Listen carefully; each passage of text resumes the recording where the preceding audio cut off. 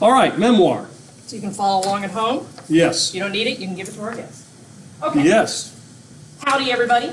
The first thing that I want to talk about before we get into memoir is last week's quiz and an oddity of last week's quiz.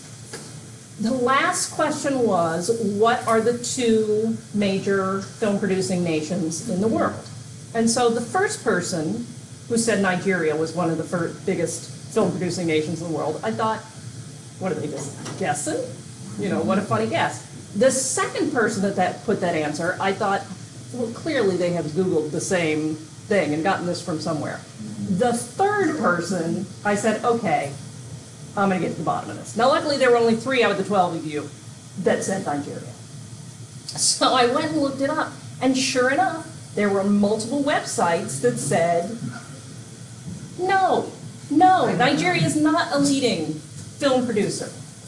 And I did all the research to find this. Apparently, there was a UNESCO report, UNESCO being part of the United Nations that reports on cultural affairs. I'll tell you what, Nigeria is not known for producing films. It is known for internet hoaxes and scams. So at some point, somebody got this into this, and a lot of explanation for it was that they somehow counted like YouTube videos that people were making on the street and then like putting on DVD and passing around. So I had a friend send me an email last week. So I gathered that a lot of you Googled that answer, because when I Googled it, I also found it. But I'll tell you where I also found the information was in your textbook. Oh, man. In the assigned reading, Yes. in the extensive chapter on film history around the world. So, those of you who got it right, I'm guessing got it from your reading, and those of you that I marked off initially, the ones you said India and the European Union, or the United States and the European Union, I marked off, but then I went back and fixed it, because indeed, your textbook, even though European Union is not a country, I give you the credit for actually getting it out of your textbook. The answer is United States and India. My point being, though, if you're going to Google the answer and the answer seems like, that doesn't really seem right, you might want to dig a little farther. Yes, sir. Oh, I thought you had. Okay. Let's talk about memoir. So, who can tell me what a memoir is? How might it be different from an autobiography? Exactly. So they're both very loose terms. Generally speaking, we tend to think about autobiography as more of a whole life story, whereas a memoir, meaning memory, might be something shorter, might be just a period of time, an episode in the person's life. A lot of times you get memoirs. Friends or family of famous people will write their memoirs about my life with Elvis. It is from their point, it's about them, but it's not really about them. So autobiography is more all-encompassing, and memoir might not be very biographical at all.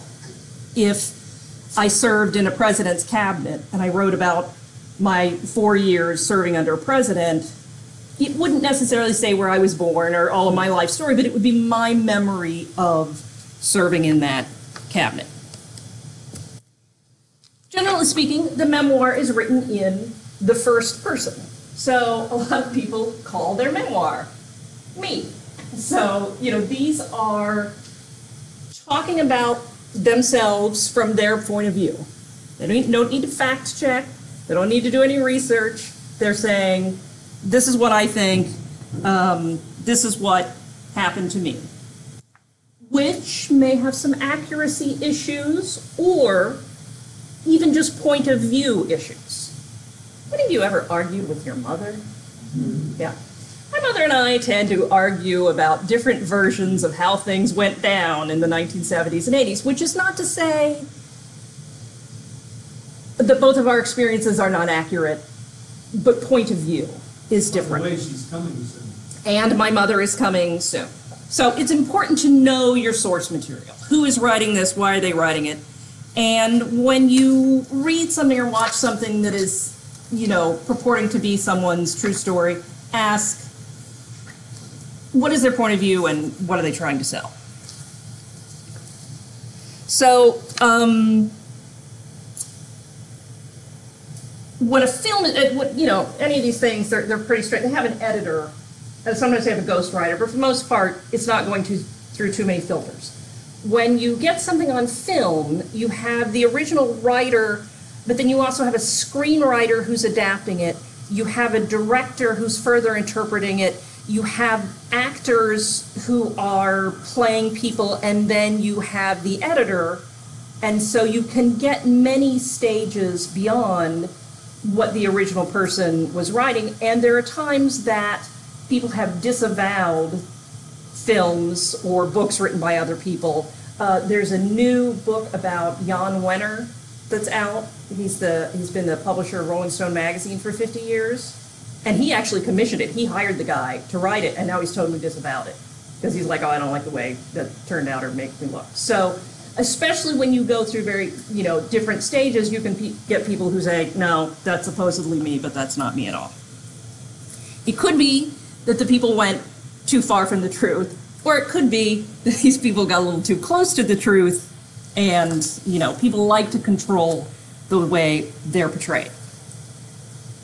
So now I'm going to give you a case study in the memoir, which you may or may not be familiar with parts of. So, I do not know how to properly say this woman's last name. I'm going to call her Anna. So, this is true, that Anna, in the 1860s, she went to Siam to teach English language and customs to the king's children. Also, I don't know how to say his name. This is true. Yeah. After that, she wrote several memoirs. She wrote this one in 1870 and this one in 1872. Her memoirs based on her experience being the nanny or the governess. Maybe romanticized, inflated, maybe true. Then, in 1944, there was a novel adapted from her memoirs, which are done from her memory, semi-fictionalized, and this is written 70 years after. In 1946, that novel is made into a film, Anna and the King of Sin. So this is the first film version. In 1951, Rodgers and Hammerstein write The King and I, which is a Broadway musical. So, you all know who I'm talking about now? Yeah, you all familiar with The King and I? Yeah. So this is a stage play. Then in 1956, it goes on to the movies. Now, this is the version that I'm familiar with. So this is the version that most people, so especially in my generation, will know. 1972, there was a TV series. And there's only 13 episodes, so I can't say that this had a lot of impact. Although Yul Brynner did play the king originally on stage and in the movie, so he's kind of in our mind of what the King of Siam would look like. In 1999, we have the film Anna and the King, which is starring Jodie Foster and Chow Yun-fat. This is 140 years after the initial events. And when it was promoted, it was saying, okay, we're not doing this Rodgers and Hammerstein bit, we're not doing this, we're going all the way back to the original memoirs, which then, has anyone ever seen this movie? Well, it's strange. Rather than being romanticized, and we talked about, films reflecting the period that they're made in, whereas the other films really played up a supposed romance between the two that probably never happened. This one really made her much more of a military advisor and had battles and intrigue, political sort of stuff that didn't happen. So, but in the advertising, they were purporting this is getting back to the original events. And, of course, it has since gone back. That's Ken Watanabe. It has been revised on Broadway. So, where did we lose Anna's actual memoirs, and were Anna's memoirs actually accurate? The name is still the same, the situation is still the same, the dates are still the same, but I wanted you to see that whole train that you could investigate at any spot along the way, who has added things, who has detracted things, and who, starting all the way back to the original Anna, has romanticized things. So, who can name a benefit from getting your history from a first-person memoir? Yes, sir. Can I ask that question again? If you were researching something, why would you want to get your information from the person that was actually there? Because they're at first hand. It'll be a primary resource. Exactly, and you're all history students, you know the primary resource, the person that was there, the first person account, that's where your money is. What would be a drawback of getting your information from that person? It might be kind of like muddled with emotions that might have affected their perception of what happened. Exactly. They might be selling something, they might have a different point of view, so they're excellent, memoirs are excellent sources of information, but you also, like I have told you, to consider everything, you want to consider that. And everyone's biased in their own story. Now, let's talk about our old friend OJ. So OJ's been a lot in the news lately. He just got released. This is actually two different covers of the same book called If, can you see that little if up there? If I Did It. So he says he didn't do it, but he needed to make some money, so he wrote a book on if he did murder people, what he might have done. And it made a lot of news. And of course, he owed the Goldman family, who had, their son was one of the ones that was murdered, a big civil judgment. And of course, it's the law that you can't make money from a crime. So the Goldman family sued, and so it's called If I Did It. And then the Goldman family's got their exclusive commentary that he did it. So actually all of the profits of this book ended up going to the Goldman family. And then of course we've got this other one, my response to your letters, your messages, your questions. I choose this because this is the most obvious example where someone's telling their side of the story is going to be questionable. People testifying on their own behalf in a court of public opinion or a court of law. You know, you definitely want to be questioning the veracity of that. What is he doing? He's either trying to make money or convince people he's not a killer. However, we also have this on a much smaller scale. Have you, and we haven't been here long enough, but when I asked this question to the students at Kentucky Christian University, a lot of them have known us for years, have you ever heard Dr. Wineland and I tell different versions of the same story? They are slightly different. And when we're telling this, mine's correct. when we're telling a story, our purpose is generally to amuse, to entertain. Not, of course, in this context, it's always to educate. But when you're over at our house and we're telling you a funny story of, like, the time that I let that giant turtle get and poop in the pool, he has a different version of the turtle in the pool story than I do. I was just helping.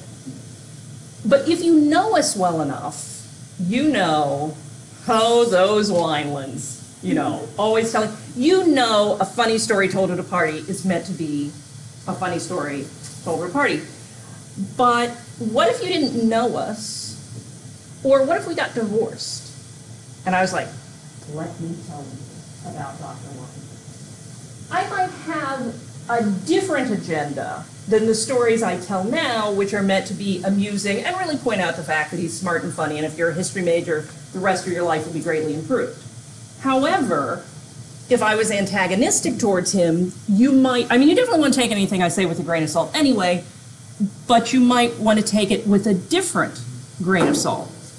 When you're dealing with people that you already know, you walk into this room, you know what you're going to get from the two of us, it's easier than when you're reading something or watching something, purported documentary or interview on the news, when you don't know what the person's agenda is. You don't know if this is a scorned lover or a person who's been fired or a person who's running against them in the election. So you want to know from that point of view what story.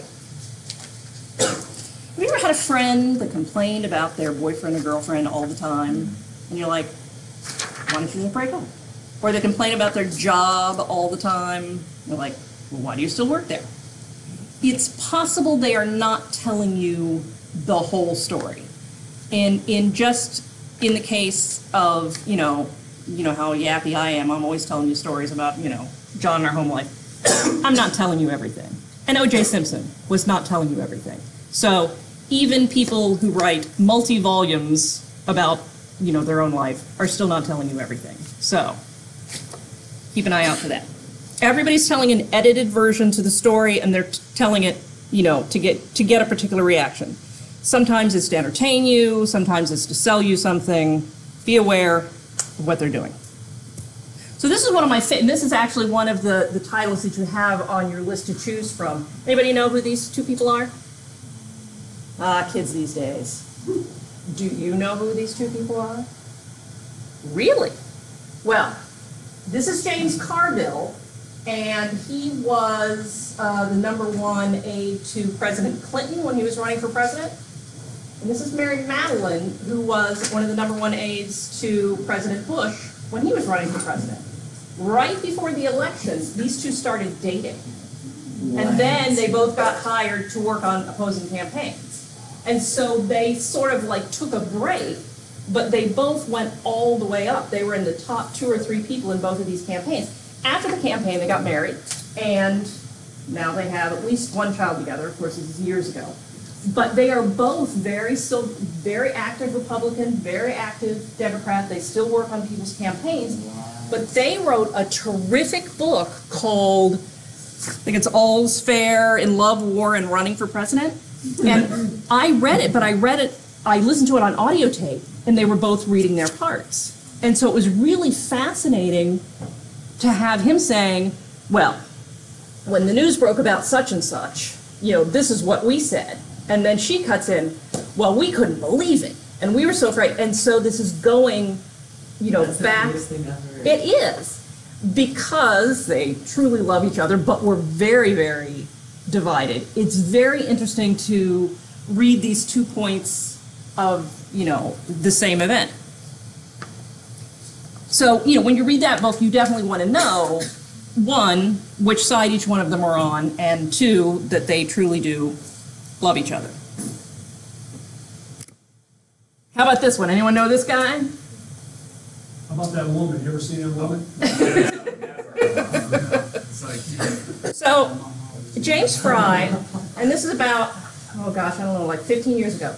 He wrote a book about a memoir, about his brutal drug addiction called A Million Little Pieces.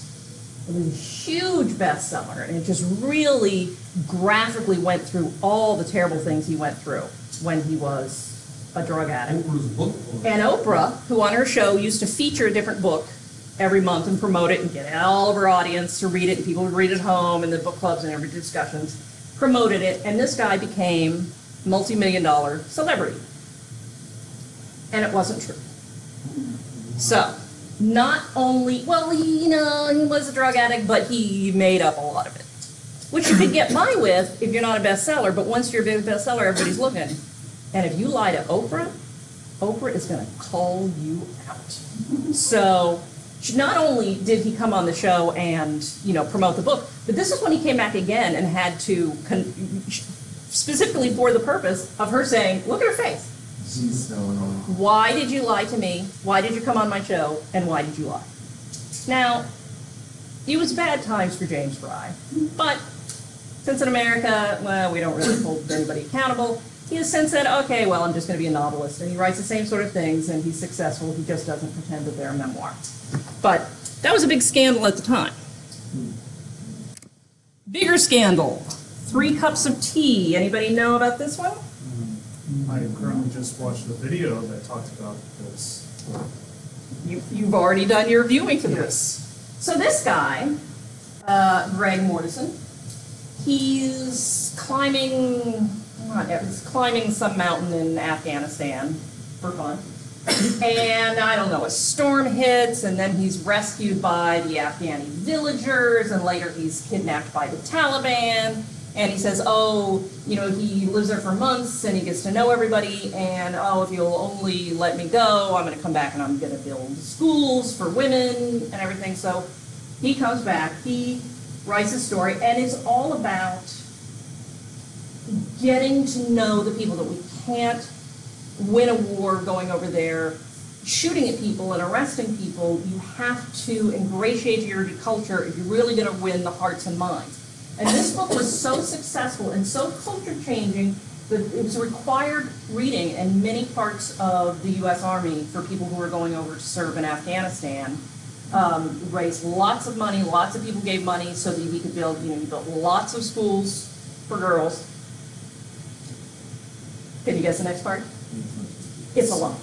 So, and this guy co-wrote it with him. So he really was in Afghanistan, but pretty much all elements of the mountain climbing, the kidnapping, that sort of thing. He did build a couple schools, but not the hundreds he claimed. And of course, this took years, and of course, it was a huge embarrassment to the Army, and really an undermining of the message, because the message was really great, really effective. The content of what he was saying about how the forces, how the Americans could really be effective there was really good. But once you're outed as someone who's a big liar, then that kills the credibility of the whole thing and everybody associated with it. Turns out he was just pocketing all this. But who's going to go over there and check to see if there's a girls' school in Afghanistan? And a lot of the schools he supposedly built were abandoned. And his co-author committed suicide. Because, of course, he bought the whole thing. And, yes. So this is much worse than James Fry going on Oprah and lying and saying, oh, I was a drug addict. So this was, a huge thing in the, and of course this affects the publisher too, the publishing things that can't be verified. Well, someone says they're kidnapped by I was kidnapped by the Taliban and I just escaped. Are you going to go verify that? I don't know, maybe Adrian will, but, I don't know anybody else is going to go over there and check. And of course, our most favorite, does anyone know who this is? You know this man? Well, I heard a little about him. This is Chuck Barris, Chuck Barris. Inventor of many a game show, including the dating game. Very successful, and the Gong Show, one of Dr. Weiland's favorites. Great show. Yeah, Gong Show. Is anyone familiar with the Gong Show? When we used to teach this class and have it on video, he would actually show you the Gong Show clips. The Gong Show is a terrible, terrible, terrible, or if you talk to Dr. Weiland, really fine game show where people went on and did novelty acts, and if they were so terrible, they got gonged and they won prizes. This guy is like the worst used car salesman that you ever saw. I'm sorry we can't show it on video. This guy is crazy, obnoxious, and he's got these tacky dating shows, but the whole time he was doing the game shows, because one of the prizes that you won on the dating game was you got to go like on a vacation with this new person that you just picked in some exotic home. He would travel with them. Chaperone. He would chaperone them, because of course it was back in the 70s, they had separate rooms and everything. But this was his cover, because while he was overseas, he was a CIA assassin. What? Oh wait. He was all carefully covered in his memoir, Confessions of a Dangerous Mind. Oh my god. Made into a major motion picture starring George Clooney and Sam Rockwell. They seem to be kind of up high at the ceiling there. When it came out that Chuck Barris was actually an undercover CIA assassin, it got lots of news coverage and sold lots of books. It has never been proven that he wasn't. He maintained till the day of his sad, unfortunate passing that it was all true. Now, I have, no one has disproved it. How can you disprove it? I mean, can't you just pull it? Well, no, you can't pull it. Some of us in the room think that Chuck Barris had, and in this movie it's really great because he's playing, Sam Rockwell's playing Chuck Barris, and George Clooney's playing one of his CIA connections, but it's played in a sort of way that like nobody else has ever witnessed to the questionable things, and so it's, you know, it shows him making the show and his girlfriend and everything, like the girlfriend, so it leaves it open. What's the title? Confessions of a Dangerous Mind. So, Wow. Yeah, it's but very- this is based on a memoir of a famous person that got published and sold many, many copies. I leave it to you, historians. You must judge on your own the veracity, because we're not going to be here for everything you read to say this one's right, this one's wrong. We don't know. Maybe, you know, the secret files of the JFK assassination, where, you know, maybe someday the Chuck Barris CIA assassin files will be released. Other examples of memoir. This one's Mommy Dearest. Anyone familiar with this one? Guys are so young. This is huge. So this is Faye Dunaway. Raise your hand if you know who Faye Dunaway is. Playing a very famous actress. Oh, I can't think of it right now. Joan Crawford. Raise your hand if you know Joan Crawford. Joan Crawford's huge, huge, huge star for many, many decades. Biggest star in America for many years. So this memoir is written by this adopted daughter who, after Joan is dead, says, Joan was the devil. She was the worst. She abused me in all these sorts of ways. So it's a sort of like, imagine Julia Roberts' kid after Julia Roberts is dead saying that she was a child abusing monster. It was a huge bestseller and got made into this movie about in which, what's her face? Yeah, Faye Dunaway is playing Joan Crawford. And the famous line is, no more wire hangers. You ever seen that? Apparently she beats her kid with the wire hangers for hanging up her clothes on wire instead of padded hangers. This, on the other hand, is an excellent example. This is Persepolis. This is a graphic novel, and it is written by a woman who she is Iranian. She was a child in Iran in the 1970s and 80s under the repressive revolutionary regime, and this is all about her being a fan of rock and roll and being like a rebellious kid, but having to live under these, strict conditions. This is excellent, and especially in graphic novel form, because it's telling of a personal experience. It's just talking about her inner life, and what she did and what she felt and what life was like.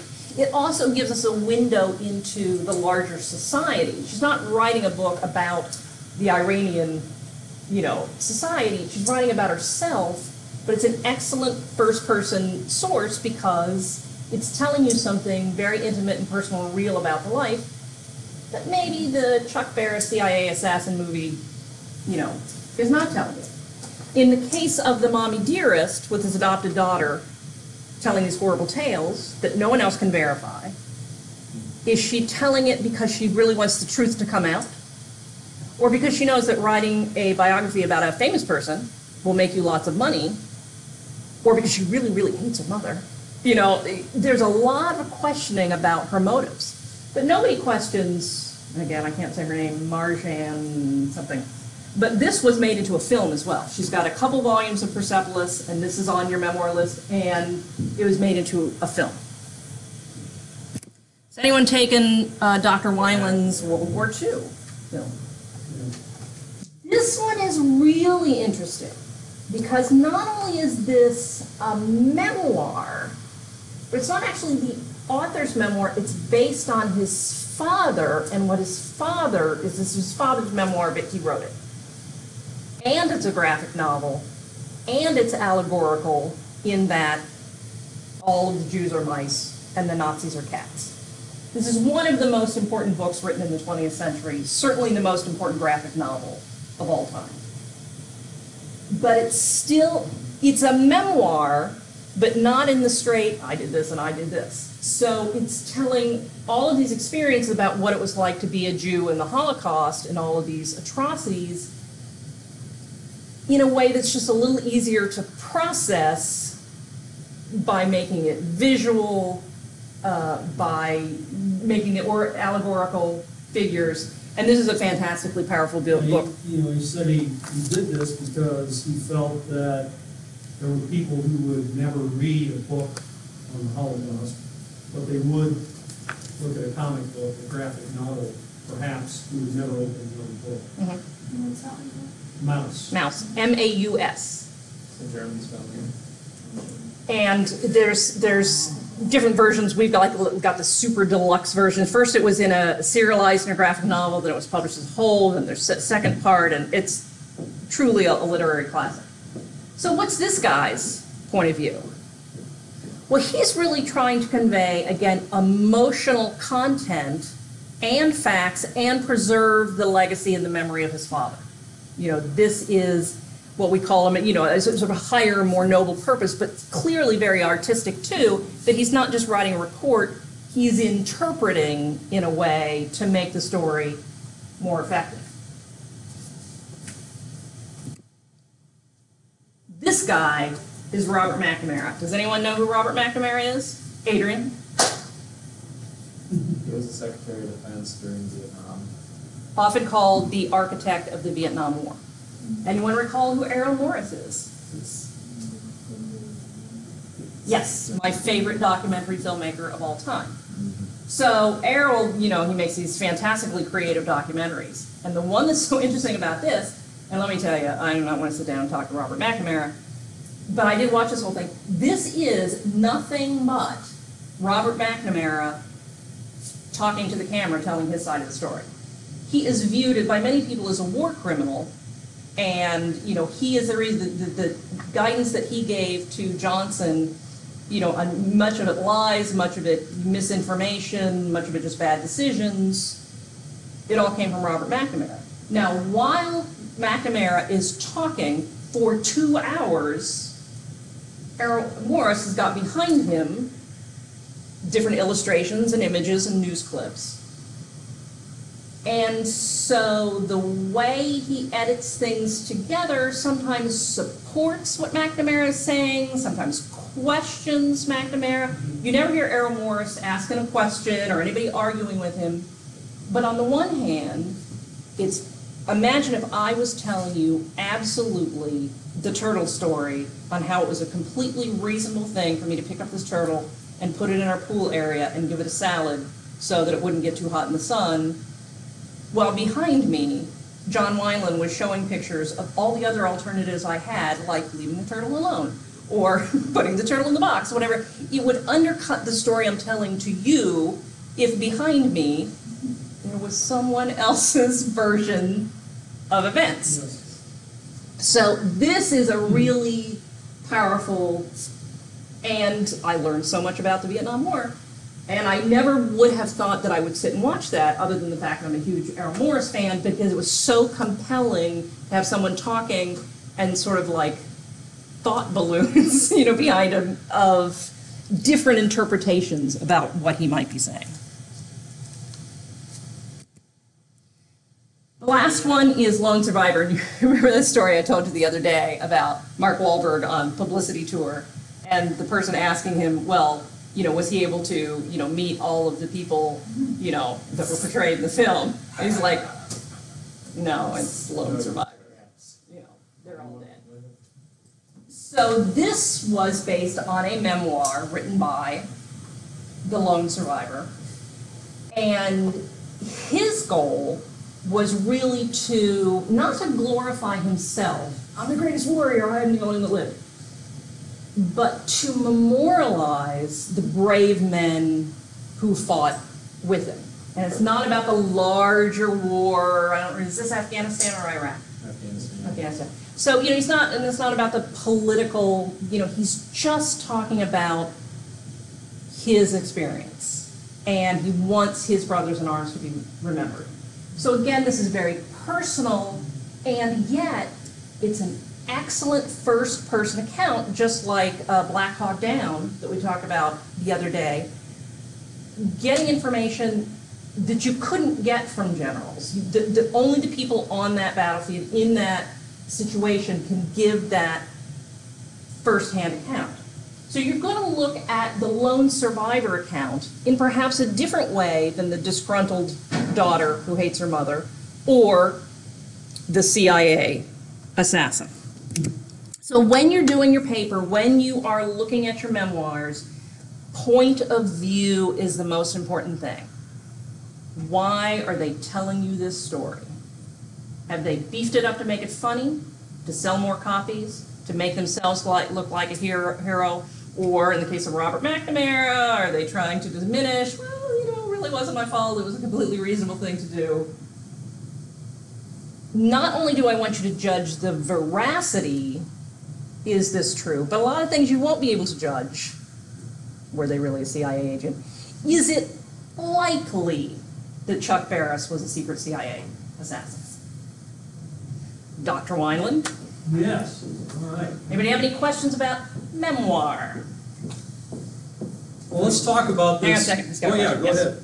ahead. When talking about historical accuracy, how can you try to write about that from a memoir, in terms of mostly from book, considering how it could be talked about the person and not about anything that around them? Well, the first is you've got to, pick out the facts that can be verified. Was Chuck Barris really a game host? Did he really do all these things? In this case, well, the lone survivor, there's all the military records.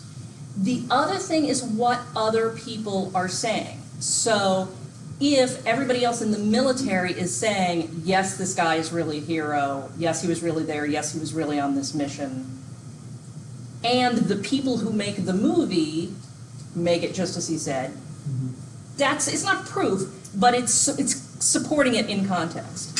If everybody else who worked on the Gong Show says, Chuck Barris is a lunatic, there's absolutely, no evidence for that. And the unlikeliness, if you ever saw Chuck Barris, that anyone would recruit him, to clean their pool, really. Again, it's context. And even when they made the movie, even the movie makers were not trying to convince you of anything. Even if you can't actually prove the exact thing, you can look. In the case of the actress with the stepdaughter, Joan Crawford, what did other people say about Joan Crawford? And when it came out, there were a lot of people that said, oh, she's just doing this for money. And there were a lot of people that said, oh, Joan Crawford, she was the worst. So, again, it's not hard and fast proof, but it's context. Yeah, this is part of the problem, I guess you could say, we have in history with all sources, is point of view. Is Pliny the Elder a big fat liar? Well, I tend to like him, but where might they have exaggerated? Like if we think of ancient sources or other sources, what was the point of view? We have to assess sources. I mean, that's a basic thing in all of history. And remember, we talk about primary sources, we talk about secondary sources. When you have a primary source, it's very common for, I can tell you, for people to just dismiss it or downplay it. For example, in ancient history, Herodotus, we have a Herodotus society. But, some ancient historians I've met, Herodotus, he exaggerates everything. And so I sometimes get in discussions with him and say, well, perhaps, for example, his numbers, the numbers in Herodotus are rounded off. Like let's say there was 1 million soldiers or there were 100,000, things like that. Those numbers I think, are inflated. A lot of the numbers are inflated. However, we don't have any other sources to compare. I think that's your question here about if it's a memoir and somebody's talking about their life, how do we fact check, what somebody was thinking about something or something that's not documented. So I think this is a good idea to check what you can check. I think this is a good rule of thumb. Let's check what we can check. And sometimes that may not be as much as we'd like.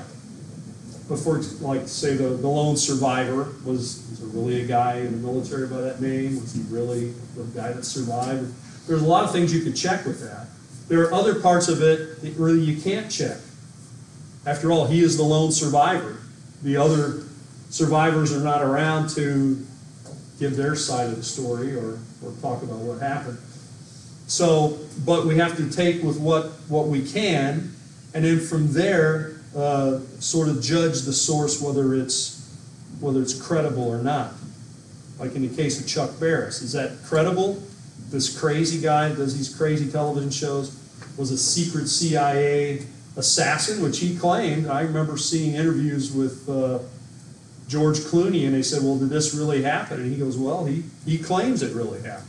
So. Really, anyone could be a secret CIA assassin. Could be. You just don't know. You don't know. Someone who travels a lot. Maybe somebody who goes overseas and goes away to, say, Israel for a month. Are they really in Israel, or what are they doing there? I don't know. Anyway, so, these questions could be raised, and especially if you say you're a secret agent or a CIA agent or something, it's very hard to testify. But this gets back to this idea of point of view, and that certainly in this class with the films and the novels, the memoirs, all these different things that we're looking at.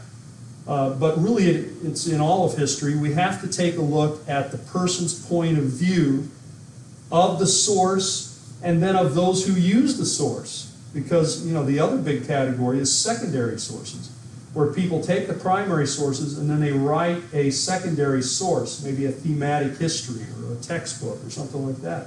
Is anyone writing a history of the CIA using Chuck Barris's book as a source? I think they should. I don't think they are, but they should.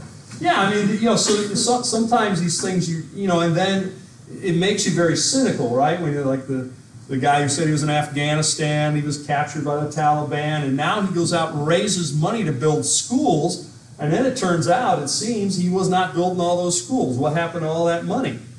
Well, people were saying he bought a house, he did other things, he took trips. He said he'd go check on things. He had a foundation and he got a lot of money from it. So these are all things that we have to approach. We have to be critical, approach our sources with a critical fashion. It doesn't mean we just dismiss it all, but we have to look at it with a critical eye.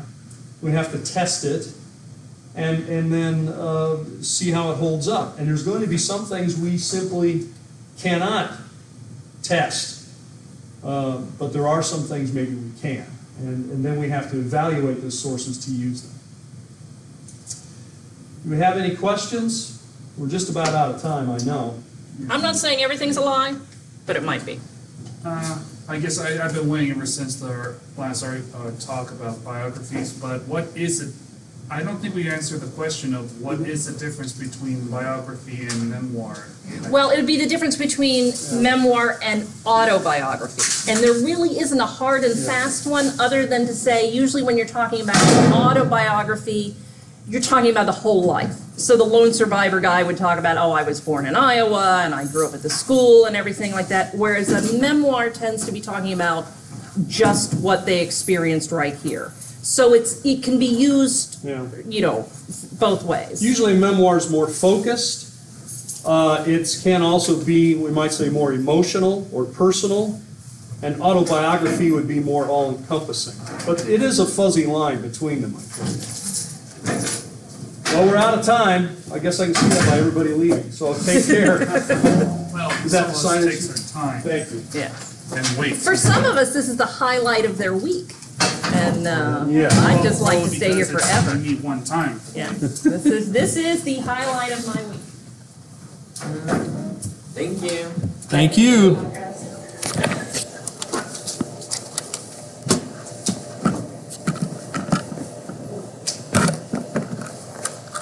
But this is the only class you've been to where they talked about Chuck Barris. It is. Talked about it at home, talked about it at dinner at various places. Yeah. Not in class. Thank you. Thank you. This is your dad, cook over me, please.